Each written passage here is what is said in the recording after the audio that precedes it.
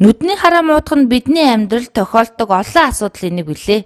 Энэ үед хүмүүс нүднийхээ харааг тодорхойлуулж харааны шил зүүхээс өөр аргагүй төрдөг. Гэтэл хараа муудах шалтгаан нөхцөл байдал нь хүүхдэд бага ангиас нь илрэн гардаг байна. Одоо харааны ачаалал ихснээс хараа муудах, хараас сул байх асуудал ерөн зөндөө хүн болгонд. За төрөлхийн чанартай төрөлхөөс хараас сул маш их байдаг. Тэгээд тэрийг явцсан дундаа хөгжүүлж чадаагүй нөгөө үзүүлж хараагаа хөгжүүлж чадаагүй болоод хараа муух асуудал зөндөө байна. За тэгээд өвчний улмаас хараа муудж байгаа асуудал зөндөө байна. За хүүхдийн дунд хараа сул байх асуудал их байдаг л да. Нэгдүгээрт хүүхдийн нөгөө өөрийнх нь биеийн онцлог төрсөн байдал эцэг эхээс уламжилсан дамжсан байдал тэгээд нөгөө жижигхэн байх хугацаа бага хүүхэд бага байх өсөлт буужилтын дутмагшил тэр бүхнээс болоод бүгд хараас байх асуудал зөндөө байдаг. Тэгээд энийг бол ер нь хүүхдийн харааг бол аль багаас нь үзүүлж явах шаардлагатай. Тэгээд энийг бол үзүүл тогтоогоод бүр цэцэрлэгийн насанд ч үзүүлж явах шаардлага. Ялангуяа сургуульд орох гэж байгаа хүүхдэд ном дэвтэр хичээлийн бэлтгэл хийхээсээ одоо цуглуулахаасаа цуглуулахтайгаа хамт хараагийн шалгуулдаг хараа нь ямар байна? Сургуульд ороод тэр самбар дээрх маань үзэх юм уу? Сонсгол нь ямар байна? Энэ мэдэрхэн гол эрхтнүүдийг бас үзүүл шалгуулж бэлтгэл хийх ёстой. Тэгээд сургуульд оруулах юм бол тэр хүүхэд одоо сурах явцад маш их чухал үүрэгтэй. Тэгээд л одоо хүүхэд сургуульд орчоод самбар дээрх юм маань үздэг. Багштай би тийм байна гэж зовлонгаа хэлж чадахгүй.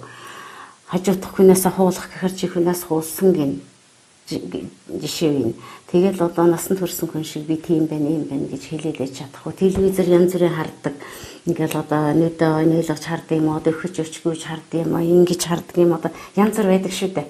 Тэгээ тийм харж байгаа л болвол хүүхдээ эртнээс үзүүлж явах хэрэгтэй. Тэгэхээр баг байхад нь үзүүлээд л харааны дутмагшил байгаа болвол тэрийг нь гүйцэлэгдэг, шил зүүлэгдэг юм уу, эмч үзээд мэрэгжлийн эмч үзээд шил зөөх хэрэгтэй ч гэдэг юм уу, дасгалаар одоо энэ хараагийн хөгжүүлэх ёстой ч гэдэг юм уу, ингэж өгөх юм бол энэ хүүхэд хараагаа зөв хөгжүүлээд хараа одоо хэвийн байдалд орох юм асуудал байна. Багаасаа хөгжүүлж чадаагүй учраас хараа сул байх. Тэгээд сургуулийн насанд сурагчдын дунд үзлэг хийхээр хараа султай хүүхэд маш их гардаг. Нэг нүдэн зүгээр, нэг нүдэн хоцрогдсон ийм байдаг гардаг. Тэгээд одоо цаашдаа хараа султай хүн болгодог шил зүйдэг хүн маш ихтэй дэдэг учраас шалтгаан тэндээ байна.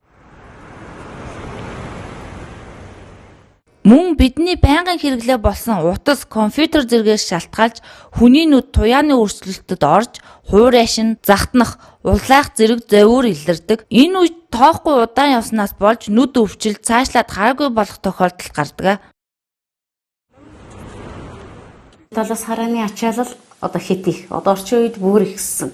Яадгүй бүгдээрээ телевизэр, компьютер тэгээд бүгд гар утас ингэж суудаг. Нөгөө тэгэл ингээл тоглодог, барьдаг. Одоо энэс болоод хараас улдах асуудал маш их байна.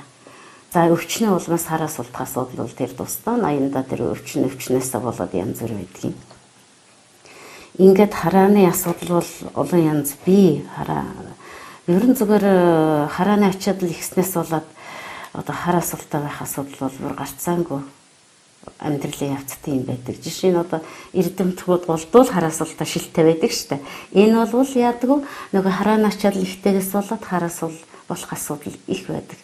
Тэгээ энийгээ зөв зохицуулаад явах асуудал хамгийн чухал байна. Тэгээ ер нь мэрэгжлийн нэмэлт үзүүлж явах нь хамгийн чухал.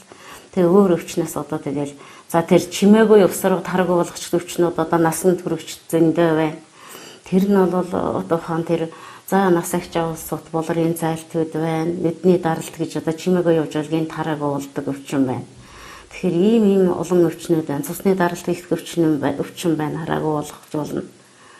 Нүдэнд одоо өөрчлөлт өгснөөс болоод ялангуяа харшлын гаралт өвчин маш их байна. Тэр яадгүй одоо энэ туяаны өөрчлөлт байна. Гар утасны туяа, компьютерийн туяа, телевизэрийн туяа. Эднэрээс болоод нүд захтнах, үр өсөх, хуурайших, энийг бохир гараараа нухслснаас болоод нүд өрөвсөж өвдөх. Тэгэхээр нүдний өвчнүүд бол их олон янз. Нэг л төрөл юм байхгүй. Иймд нүд нь хуурайшиж, захтнаж байгаа бол та өөртөө анхаарал хандуулж яг юунаас харшилж буйгаа тогтоох нь зайлшгүй шаардлагатай юм. Эмэгтэйчүүдийн дунд нүдний будагнаас хашлах тохиолдол илбэг байдаг. Гэтэл хүмүүс нүдээ хуурайшиж захтнах үед дурам мэдэн тохирохгүй тусаалга хиймэл нулимс хэрэглэж нүдээ улам өрөвсүүлж гэмтээдэг байна. Тиймээс мэрэгжлийн эмчид хандан нүдээ үзүүлж өөртөө тохирсон эмчилгээ тусаалга бичүүлж авах нь чухал хэмээн мэрэгжлийн эмч зөвлөлөө.